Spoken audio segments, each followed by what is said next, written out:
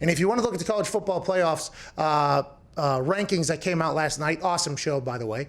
They got Alabama number 1, Mac Jones and Steve Sarkisian. That offense is awesome to watch, and they have incredible defense, which they'll always have because Saban's over there. I mean, it is Alabama's Alabama again, and Alabama has had to sit around for the last couple of years knowing that Clemson and LSU and all these people have been in, and Saban, greatest college coach of all time, has been putting it together. Now, he'll be out this weekend for the Iron Bowl, but I like Alabama 1. I think they deserve it, and Mac Jones was on pace to crush every record that Joey Burrow had last year at the beginning of the season. I'm not sure he's keeping up with Joey Burrow now. Joey Burrow got real hot towards the end of the season. Mac Jones is going to have to climb a lot to do that, but he's unbelievable. Notre Dame at 2, they beat Clemson. It was number 1 at the time. Their fans stormed the field because they hadn't beaten a number 1 in 35 years or something like that. They got chastised for doing that. Oh, yeah. They didn't care about anybody. Can't do that. Parades around the country, cool.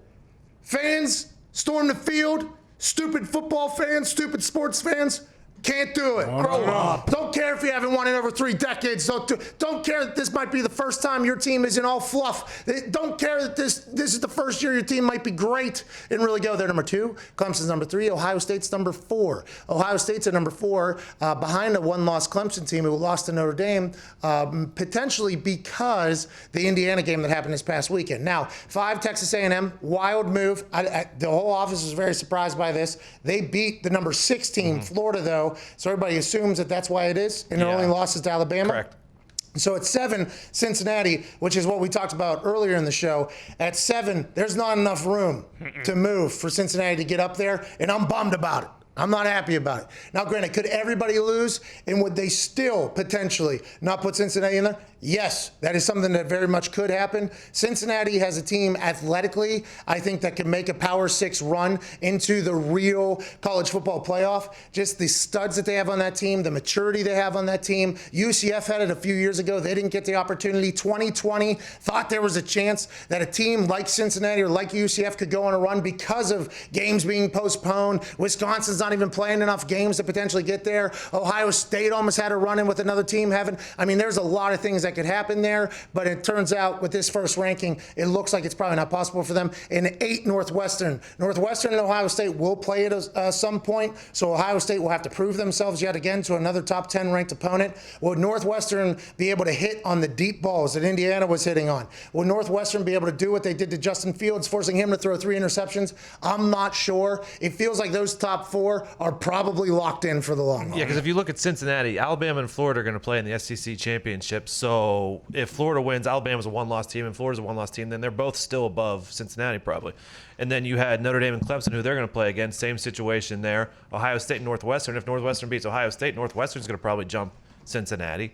Like, Cincinnati's in a bad spot. They got no shot. Yeah, they put them in a great ranking at 7 to say, hey, we appreciate what you did, but there's no chance of you climbing up in. Hey, and by the way, we've already come out and said it. We're not adding teams to the playoff. Quit asking. They got it. We're not adding any.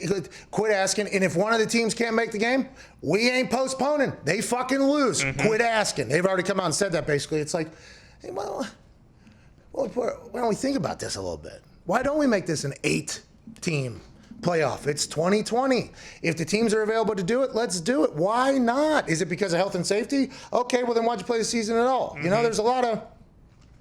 Let the boys play. Cincinnati has a team, by the way, this year athletically. Now, granted, I don't think they'll be able to win the whole thing, but I don't think it'll be like a boat race. You know what I mean? Like, I think it'll be. I think they could potentially even steal a win in the semis. Potentially. I mean, there is.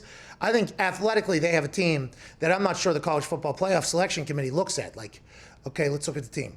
Who have they played? Well, they're in the goddamn American Conference. So who have they played? They played the American Conference. That's the conference they're in. Is that their fault? Is that Luke Fickell's fault? Because he's a better recruiter than a lot of other people and he's able to build up a team that's in the American Conference to be goddamn good? Isn't this what this is all about? The student human athletes? It shouldn't matter where you come from. If you're the best squad, you should get an opportunity. That's what the UCF fans were saying years ago. And now I bet you Cincinnati and the BYU fans are saying the same damn thing. Why not give the Storming Mormons a shot over there? Now, you got disputing reports about why BYU and Washington didn't happen. Washington's saying, well, BYU just didn't want to play. And BYU's like, Washington asked for like 45 things, so let's go ahead and we're not.